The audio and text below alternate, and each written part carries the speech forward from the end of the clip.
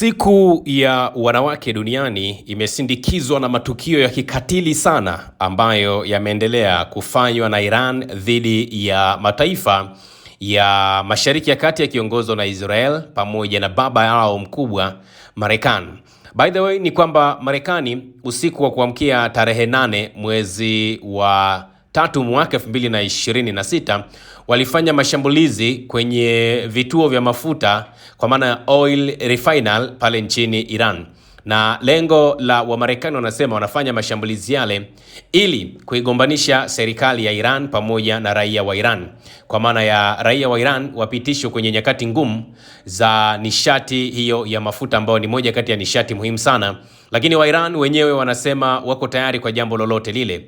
Rais wa Iran amesema taifa lake litajibu mashambulizi ya aina yeyote ile. Masoud amesema kuwa taifa lake litalazimika kujibu mashambulizi yoyote ambayo yatafanywa dhidi ya ardhi ya Iran, huku akisisitiza kwamba hatua hiyo haimaanishi kuwa taifa hilo linatafuta migogoro na mataifa mengine, bali linaendelea kudhamiria kudumisha uhusiano wa kindugu na mataifa jirani.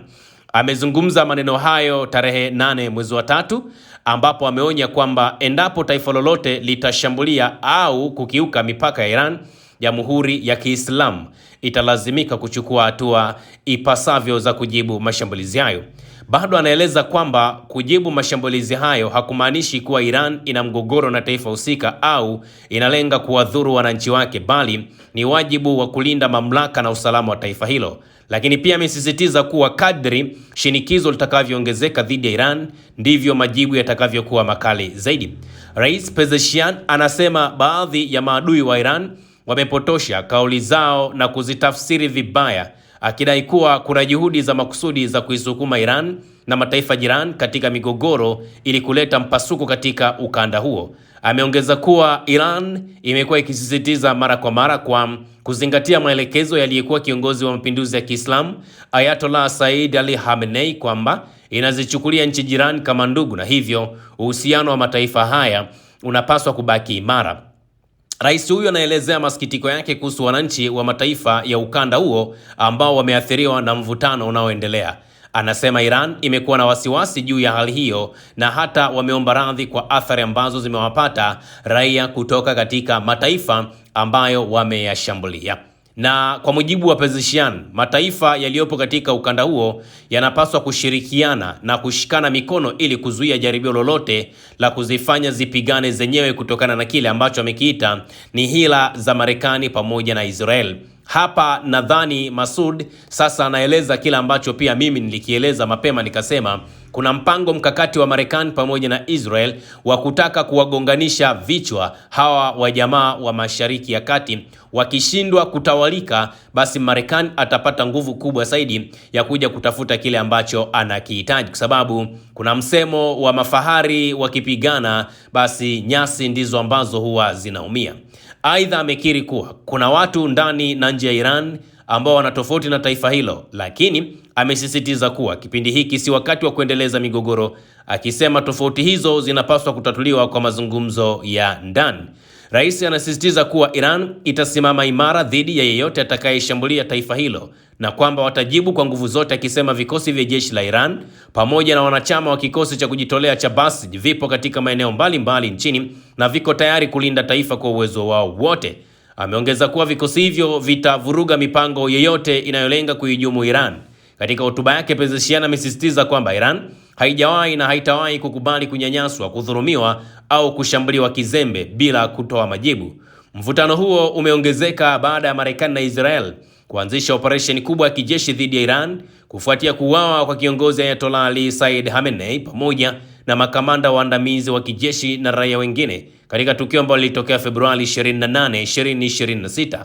Operesheni hiyo imehusisha mashambulizi makubwa ya anga yaliyolenga maeneo ya kijeshi na ya kiraia ndani ya Iran, hali ambayo imesababisha vifo vya watu wengi na uharibifu mkubwa wa miundombinu.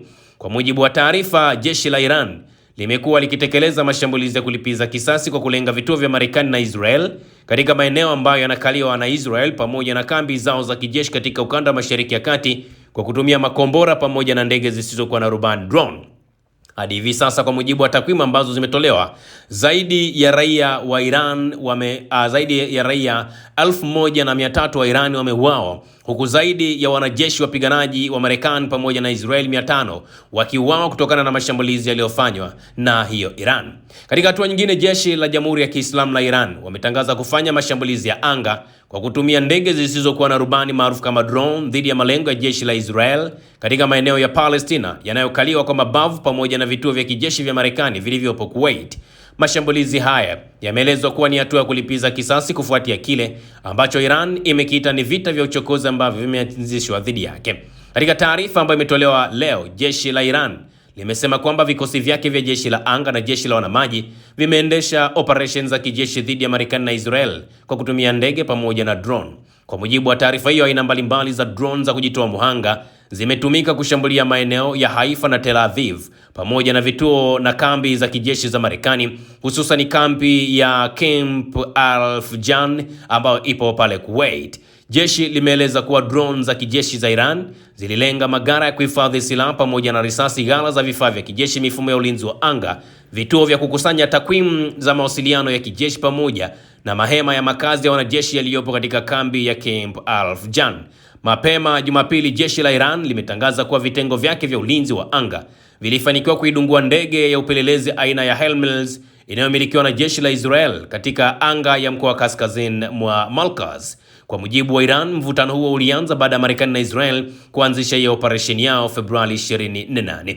Lakini pia niweke nukta hapa na taarifa nyingine nzito zaidi.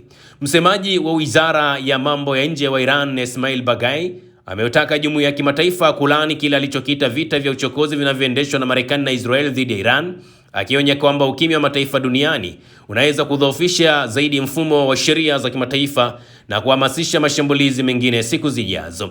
Katika makala ya maoni ambayo iliandaliwa na Baghai na kuchapishwa na vyombo vya habari Machi 7, msemaji huyo amesema ilikuwa ni siku ya 8 Jumapili tangu kuanza kwa kile alichokiita mashambulizi ya muhimili wa Marekani na Israel dhidi ya Iran. Anasema wakati huo mashambulizi makubwa ya anga na makombora yalifanywa katika maeneo mbalimbali ya Iran yakilenga miundombinu ya kijeshi na kiraia.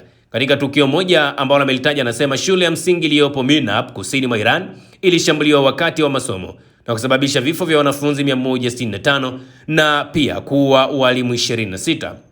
Kwa mujibu wa Baghai, uchunguzi uliofanywa kutumia picha za satellite, mifumo ya mashambulizi na uchambuzi wa eneo ulionyesha kuwa shambulio hilo lililenga moja kwa moja jengo la shule wakati wa vipindi vya darasani.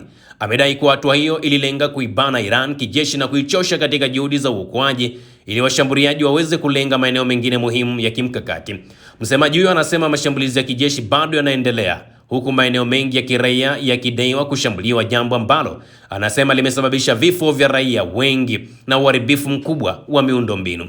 Baghai anasema na kusisitiza kuwa mashambulizi hayo yalifanyika wakati Iran na Marekani zilipokuwa katika mchakato wa mazungumzo ya kidiplomasia, akieleza kuwa waziri wa mambo ya nje wa Oman alikuwa mpatanishi katika mazungumzo hayo yaliyofanyika Geneva, na hata kutangaza kuwa kulikuwa na maendeleo makubwa katika duru ya mwisho ya mazungumzo ambayo yalifanyika Februari 26, 2026. Kwa mujibu wa Iran, tukio hilo lilionyesha kile alichokiita usaliti dhidi ya diplomasia na imeashiria kuwa Marekani haina heshima kwa msingi wa mazungumzo ya kitaifa.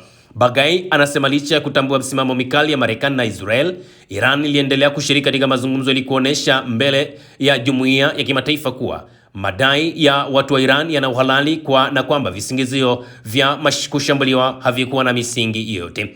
Katika makala hiyo, Baghai ametumia pia mfano wa kihistoria kutoka kwa mwanazuoni wa mashairi maarufu wa Iran, Farid al-Din Yalta. Aliandika katika kitabu chake cha Tadkirat al-Alwira kuhusu kisa cha mwanazuoni Bayazid Bastami, akitumia simulizi hilo kuelezea uimara wa Iran mbele ya mashambulizi hayo.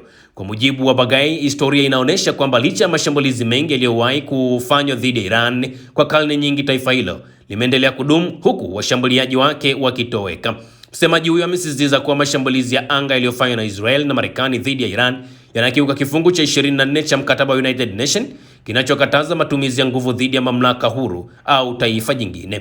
Aidha, ameongeza kuwa kwa mujibu wa kifungu cha 51 cha mkataba wa Umoja wa Mataifa, Iran ina haki ya kujilinda dhidi ya mashambulizi ya kijeshi. Hata hivyo, anasema vikosi vya jeshi la Iran vitaendelea kutumia uwezo wao wote kujibu kile alichokiita uchokozi huo hadi mashambulizi hayo yatakapokoma na swala hilo kushughulikiwa na United Nations Security Council.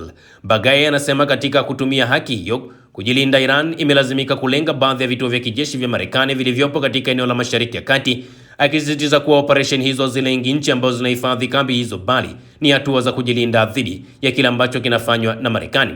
Katika hitimisho la makala yake, Baghai ametoa wito kwa Umoja wa Mataifa, hususan katibu mkuu wa baraza pamoja na Baraza la Usalama la Umoja wa Mataifa kuchukua hatua za haraka kukabili na kile alichokiita ukiukwaji mkubwa wa amani na usalama wa kimataifa. Amewataka pia wanachama wote wa Umoja wa Mataifa, hususan nchi za Mashariki ya Kati, ulimwengu wa Kiislamu na wanachama wa harakati ya nchi zisizofungamana na upande wowote NAM kulaani mashambulizi hayo na kuchukua hatua za pamoja. Anasema ulimwengu upo katika wakati mgumu wa kufanya uamuzi, iwapo utakubali kuongozwa na nguvu pamoja na vitisho au utaamua kulinda utawala wa sheria za kimataifa. Kwa mujibu wa Baghai, iwapo jumuiya ya kimataifa haitachukua hatua, matukio kama hayo yanaweza kujirudia katika maeneo mengine duniani. Amesisitiza kuwa Iran itaendelea kujilinda kwa njia zozote zile za kivita, hivyo alivyovitaja kuwa ni vya kikatili na visivyokuwa vya haki, na kwamba Iran kamwe haina mpango wa kusalimu amri kama ambavyo imezungumzwa na Marekani. Usisahau kusubscribe, like na kubonyeza alama ya kengele. Asante.